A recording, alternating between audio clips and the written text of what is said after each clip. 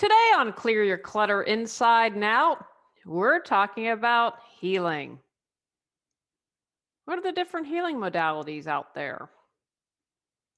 Are you aware of what still needs to be healed? Do you know you need to heal, but not sure where to start? Learn tips for healing as we wrap up our month focusing on starting over. Do you control your clutter, or does your clutter control you? On Clear Your Clutter Inside and Out, we'll teach you awareness as well as action steps to create change in your life. Come on, let's get started. Today's episode was inspired by all of my years of doing healing work. You can heal from anything. I truly believe that, even from the most horrific things. And I hope today inspires you to heal, to take care of yourself, and know it's a process. I'm always going to be healing. And I wanted to talk today because if you're starting over, healing really gives you the ability to do that. I believe in every moment you can start over, but healing allows you to get rid of all that's holding you back. It allows you to move forward. It allows you to be inspired. It allows you to bring out your gifts. It's a process. You're stronger than you think. I've said this before, but it bears repeating. I don't think I've said it this month. When I did my healing work, especially in the beginning for the most things that, at least from this lifetime, were most challenging, and I interviewed hundreds of people and they all said the same thing. It takes more energy to hold back the trauma and things you're worried about than to actually go for it and release it. And I really, after I started the process, I was like, wow, why did I wait so long? So I just give that for food for thought. If you've like, you know what, I know I have to deal with something, I'm afraid. First of all, you'll have support around you if you need to. You're stronger than you realize, and you can get through it. Nothing, it takes you way more energy to hold it back than to putting your feet through the fire. It allows you to simply move forward. Really, isn't that what it's about? Taking action, moving your life. And when we don't heal, well, first of all, it always finds a way to come out. It always finds a way to come out, and usually at inappropriate times. And so if you're like angry a lot or a lot of anxiety, look to what needs to be healed. If you, for example, haven't healed past relationships, then it's not going to allow you to bring someone new into your life. It may be you still can bring someone in new, but you're probably going to have the same pattern. You're going to probably repeat the same mistakes. You're probably going to, lessons learned. You're probably going to have the same challenges. And if it didn't work out with the previous relationship, there's a good chance it won't work again, or you end up sacrificing something of yourself. And that's not a way to be in a relationship. That's not going to truly make you happy. If you don't heal, you can create clutter. Take a moment to think about all the ways you've created clutter in your life by not healing. Remember, you want to look at everything: physical, mental, emotional, spiritual, energetic, health, relationships, finances. Take a moment. Where have you created clutter because you haven't healed? When we aren't healing, it affects everything in our lives. So spend some time, maybe jot down some information. How do you think not healing has created clutter for you? Why don't you heal? Why don't we heal? All of us have stuff to heal. I'd say the biggest thing, based on my experience working with people and from all the interviews I did, is we're afraid of what we'll discover. Some of us have had to deal with some pretty heavy stuff that's not pleasant, that we wouldn't wish on anyone else. And so we have that fear. I know that's what the fear was for me. Oh my gosh, if I unleash this. And for me, for working on my biggest trauma, it came in stages. I was doing the Clear Sight program, And after the 13-month, 14-month program, and I'm doing the program, and in conjunction, you have to do some energy healing classes with that. And I was able to say, oh, this is what happened to me. This is what's going on. And I was able to articulate it, and not have my head explode. Now I joke about that, but at any other point in my life, it was such a wow moment that I had to be in a state where I could accept it. And doing all that healing, doing all that clearing allowed me to get to that point.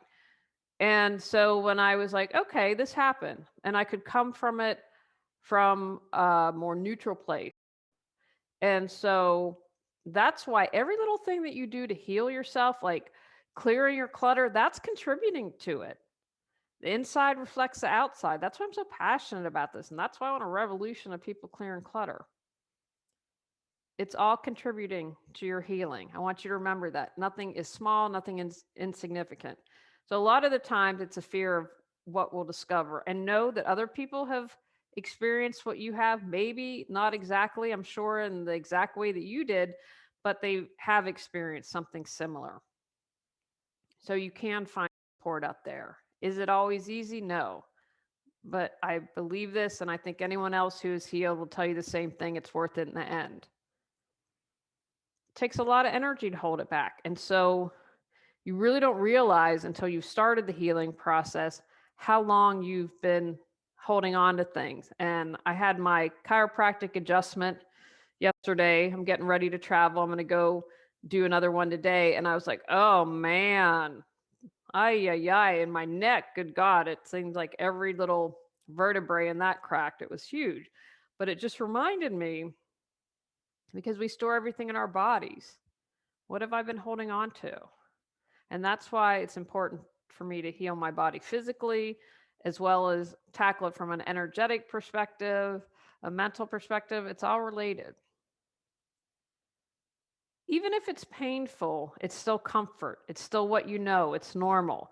And so sometimes we get into this concern that if I heal it, well, what's going to happen? My life's going to change.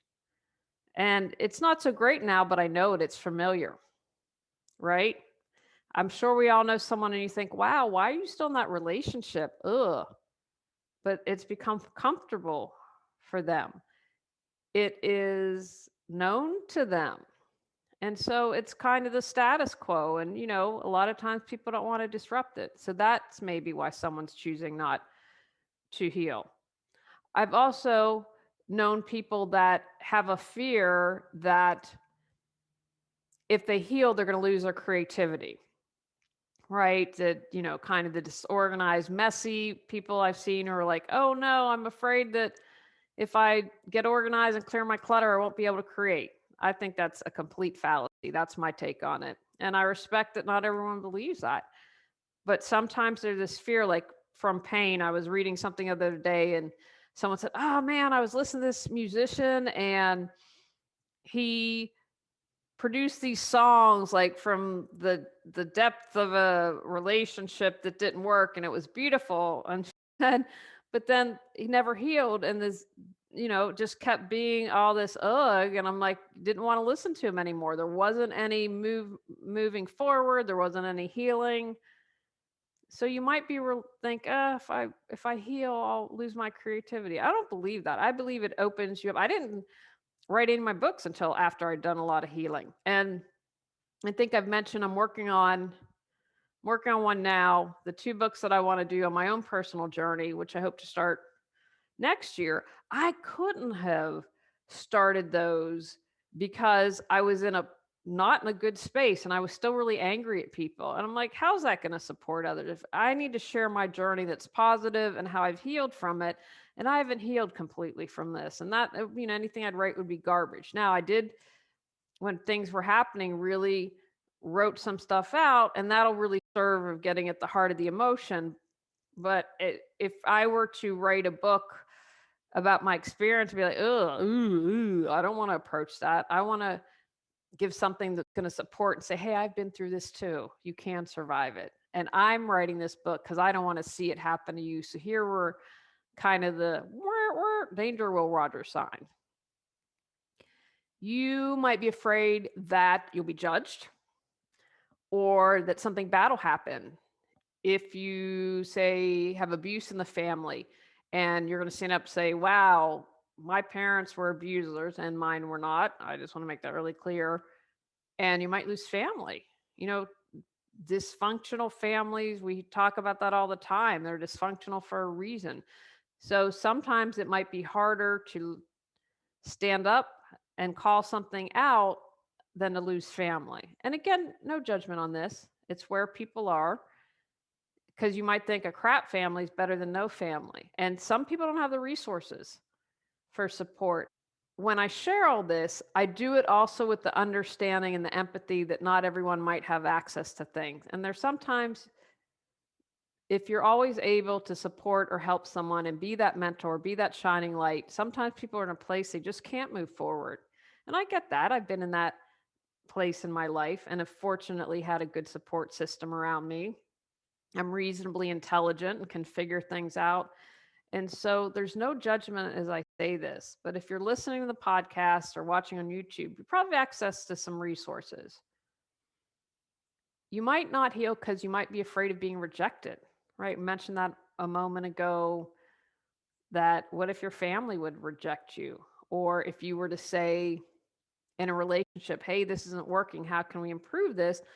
And you're afraid, oh, then they're like, well, take it or leave it. That can be scary.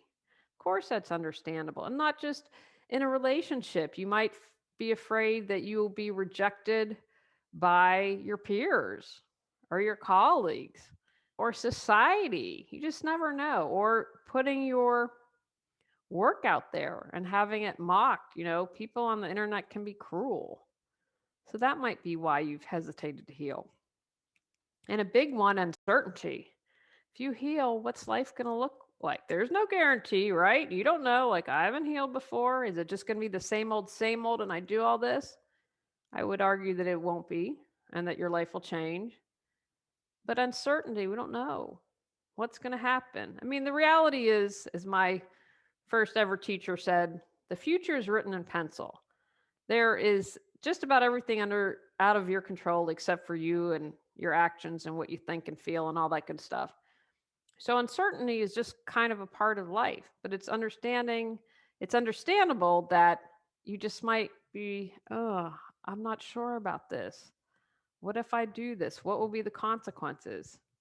Again, I would say compare it to how you are now. I haven't seen anyone whose life has gotten worse than after they've healed. Now, it's not to say that you won't come up with challenges. Again, like if you're standing up to a family or you're standing up to an abuser, that has all of that other stuff going on. But ultimately, when you find the strength to do that, you know, I was talking about the lawsuit the other day with someone and standing up for that. In the past, I would have never done that. But that's saying, you know what, you can't do this to me. And that was a part of my healing, saying, you know what, I have no problem speaking my mind. I have no problem walking around the neighborhood. Easier to dislike me and blame everything on me than to create change or stand up for themselves. And, you know, they won't do that until it happens to them. But that was part of my healing. So that's what I have to look at. You know, people are like me, oh, well, I'd rather heal myself. I'd rather learn how to stand up for myself in a big way than not heal. And that's probably, I don't like confrontation. And that's probably one of my hesitations for not doing it earlier. Remember that dis-ease, that's what Louise Hay calls it instead of disease. Dis-ease are about your emotions, and it's all related to stress. It's repressed emotions.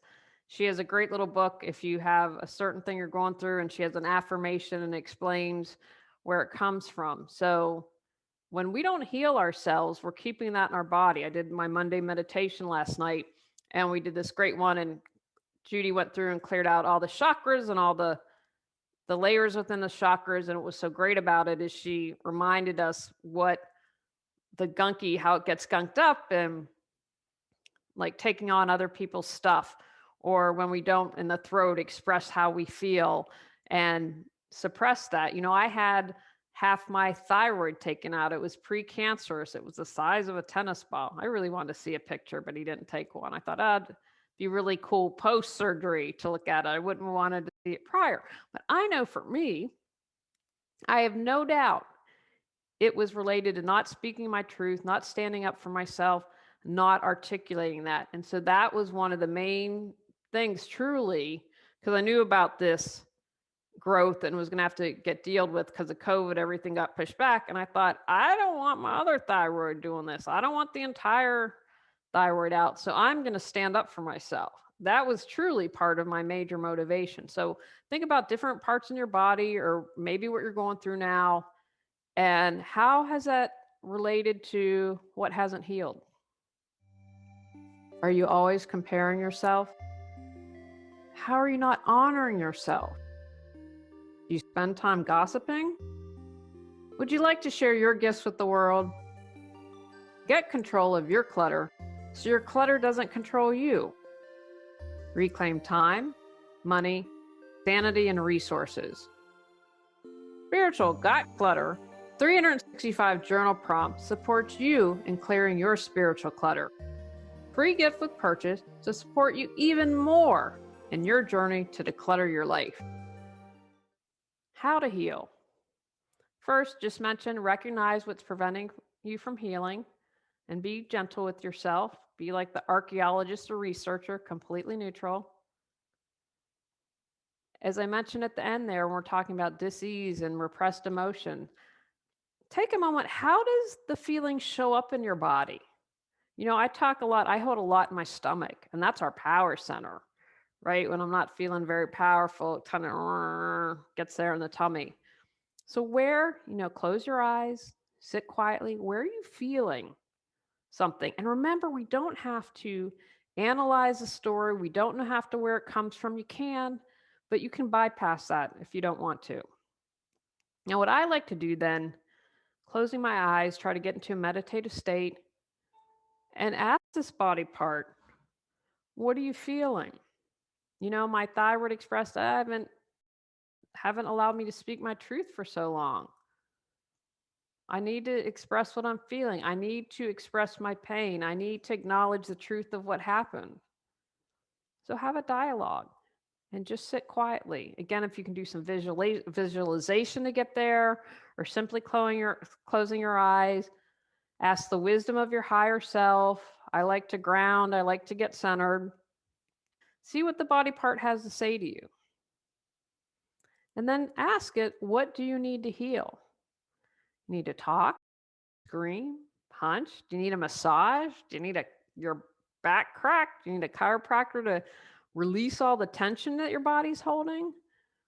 What does your body need? Our body is wise. It's part of our wisdom. It's completely connected to our higher self, our wisdom. When I was calling for the chiropractor, I found this guy. He's like 10 minutes away, and he had like a gazillion really great reviews on Google. And I called and they said, oh, he's going to have x-rays and cost all this money because you haven't met your doctor. I was like, oh, well, let me call around. I called one other place and they're like, we don't accept insurance. And I just said, stop, Julie. Centered myself for a moment. And it was like, just trust that they're doing x-rays. Because in the past, chiropractors have never taken x-rays of me. So I was like, okay, just go to this guy and get the x-rays done. So I found out that, and it's probably my friend of mine who I used to play ice hockey with growing up listens to the podcast. So get your x-rays done. So anyway, they x-rayed my neck and back and discovered, I think it's from I can't think of anything else where, and he said, yeah, it was probably from a long time ago. So one of the vertebrae is, there's not a lot of cushion there in my neck. And I'm telling you, the last thing I want is neck surgery. So I was like, okay, you don't need to tell me once. Had I not done that in a couple other areas of concern in the back? So it's like, let's get this straightened out. Let's start feeling good. Let's do it. And I had that pain in the hip, which just forced me to do it. So when I sat quietly, the body's like, go do this. Whether you think it's my body, my higher self, whatever. And I followed that wisdom. So once your body tells you what it needs to do to heal, follow it. I didn't question it. I said, they took me an hour later. I was able to get in there, get an appointment, got another one today, and going to fit it in. So that's part of the key, because sometimes we'll hear those intuitive hits, but then we don't follow through. And I followed through on stuff that makes zero sense. And sometimes I've done things and nothing's happened. But to me, that's just saying, okay, I'm going to listen to your wisdom. I'm going to move forward on this. Just honor that and move forward. Now, I'm going to encourage you then to spend some time journaling and ask yourself how you've benefited from staying stuck. One of the ways I would have benefited is that I wouldn't have anyone angry at me, right? If I don't stand up. I think I shared that other day, the woman who came to the trial with us was like, we want you to do another community meeting because now that her husband's joined the board, he's not talking to neighbor about board issues. And so they want to do a runaround and I'm like, no. And it's sad that you're afraid of getting him in trouble. You need to stand up for yourself. I can't do that for you. And so I benefited from no confrontation, not having, I can be that people pleaser, not having anyone angry with me, but things didn't feel right. So I had that yucky feeling. So then when you figure out how you've benefited, what does it cost you to stay stuck? So for me, this isn't right. You just don't know. You just don't do that to people. You don't say yes to some and no to others. That's just not fair. And then charge for it? No, heck no. So you have to ask yourself, what does it cost you to stay stuck? For me, not speaking my truth, not standing up for myself and others and suppressing that. Well, I would argue that it turned into a precancerous tennis ball in my throat. So figure out how you benefited, and you benefit. Don't think, oh, I haven't benefited. You absolutely have. You wouldn't continue to not heal if you didn't receive some benefit from it. True for any of our behaviors. And then what's it cost you? Not doing anything, staying stuck. I like to have a dialogue around this. Again, dialogue with my body to have a deeper conversation. Or there's something called automatic writing that might help. Journaling is what I like to do. And again, being in a quiet space, getting grounded to make sure we're not hearing from the ego. And I've had to say to my ego, stand down. Because when your voice, you're kind of like, that's probably coming from your ego. My higher self, my sovereign self, it has a completely different feel. It just is, again, that supportiveness. It's not that it's going to say, hey, wake up, we need to do this, but it has a much different feeling. So I encourage you, it's kind of like tapping into your intuition, your gut feeling, continue, and not on something huge. Start that dialogue. Like, what would my body like to eat today? Maybe there are days you do need that bowl of mac and cheese just because your body's craving something, and other days it wants salad. So do little things to start opening up that dialogue. Maybe you want to do an affirmation. Ask your soul what it needs. It's probably different than what the ego would jump in and say, oh, go eat a candy bar. That'll soothe you. That's what my ego tells me all the time. So after you've had a dialogue, who can support you? Who's going to be your team that can help you out? And then ask yourself, I like to, if I'm able, immediately take one step. For me, okay, calling a chiropractor, calling a couple chiropractors, then another step of making the appointment and then making the other thing. There's one that take that first step if you're able to right after having the dialogue and learning a little bit more about what you need. Release your past. You can't change it. I've tried, trust me. And release the story around it. I've talked a lot about that. We can sometimes get stuck in the story. The older I've gotten, the more healing I do. I don't have the need to know why I don't, okay, whatever, it happened. I don't want to waste any more time. I want to heal. I want to be able to move forward. So if you can, because those can just serve as distraction. When I'm in the past worrying about trying to change it, I can't heal and move forward. The same with the story. Well, if I get caught up and go that downward spiral, I'm not going to be able to move forward. And as I've mentioned, I think before, stop seeing everything as a mistake. I talk about divine timing, trust that I had to find the right healer to help me move forward, and that's really important. I don't see it. I see it as lessons learned. I am not a mistake. I was created from divine energy. No way was I a mistake. You're not a mistake. No one is a mistake. We're all in this together, and we all have lessons to learn. Also encourage you, part of healing, ask how your challenges have made you stronger, more ready to speak up for myself and not put up with BS and say, no, that's not okay. And you can stand up in a kind way and a firm way. You have to be like, oh, no, no. You say, hey, you know what? This isn't okay. I've been thinking about karma and karma dolls for some people in the neighborhood and having a funny conversation with my husband around it. And the more I thought about it, I thought, you know what? They've already have their karma because of who they are and how they're living their lives. Like the president of the board, like really, you have to peek out every time your neighbor has a conversation with someone. You send your husband out to monitor and try to hear the conversation. You feel so unempowered in your life.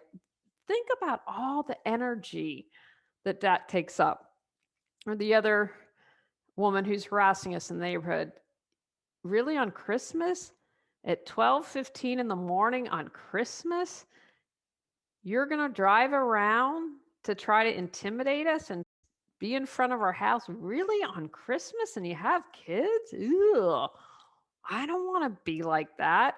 I don't want to be the busybody of the neighborhood. Ew. In reality, she doesn't know how many people have her number and think highly of her. It's just they don't care.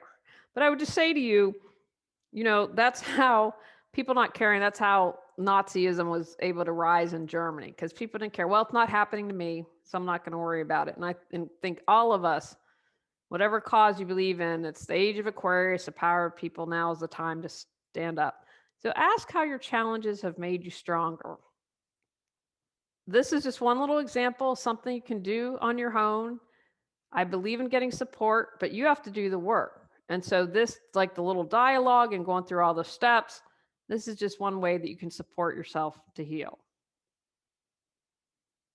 What are different ways to heal? Now, this is something to have fun with. There are so many amazing things out there, and I'm going to share some, and I've tried some. Sound healing, phenomenal. I mean, I think I've shared before. He did one side and had me feel it, and then did the other. It was one side, I could feel everything is energy. Boy, that explained it better than any textbook could. And the other side felt like lead. And this was when I was pretty thin. It was phenomenal.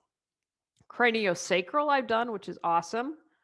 Somatic healing, sand play, EFT, which I believe stands for emotional freedom technique. There's also EMDR, which is eye motion something, I'm not sure, but EFT, EMDR, yoga, coaching, therapy, acupuncture, Ayurveda. I love Ayurveda. They have all these things with Pitta, Vata, and Kapha. It's fascinating.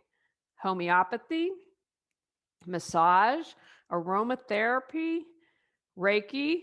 Got to include plant medicine. That's what I'm studying now. And I have a real connection with the plants. And I was doing a meditation.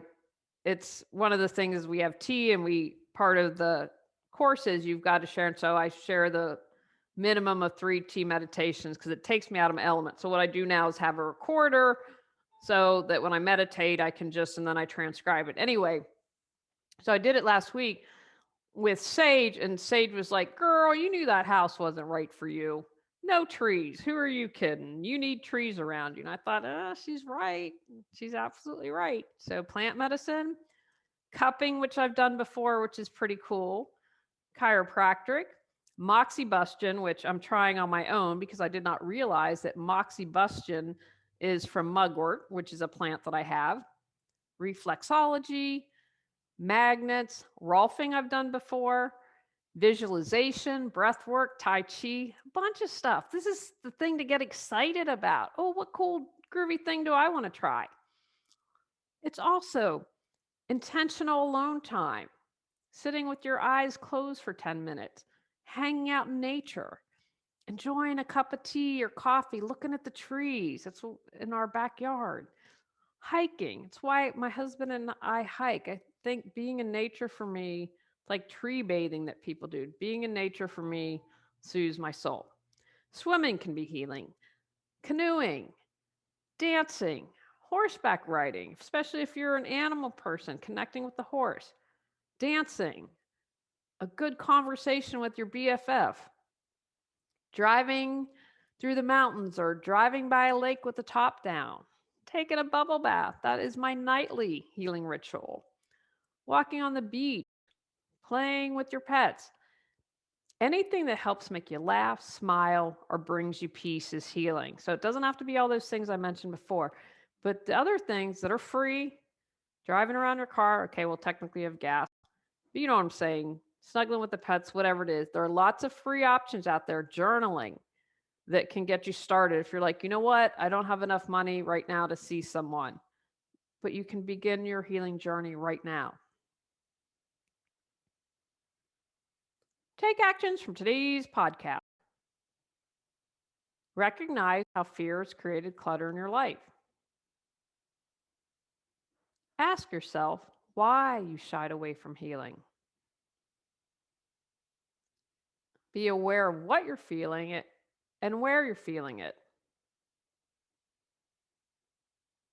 Have a conversation with your body and ask what it needs to heal. Find support. Release the past, your stories, and that you've been making mistakes. Understand how your challenges have made you stronger. Write down all the healing modalities you're interested in trying.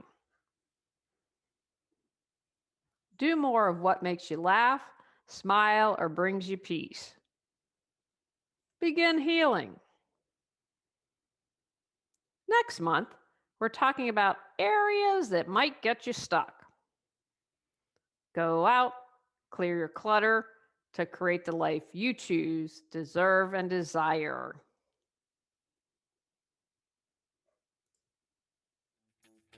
When you clear your clutter, you can share your gifts with the world. Sign up for our free newsletter at reawakenyourbrilliance.com. If you've enjoyed Clear Your Clutter Inside and Out, please rate, review, and share us.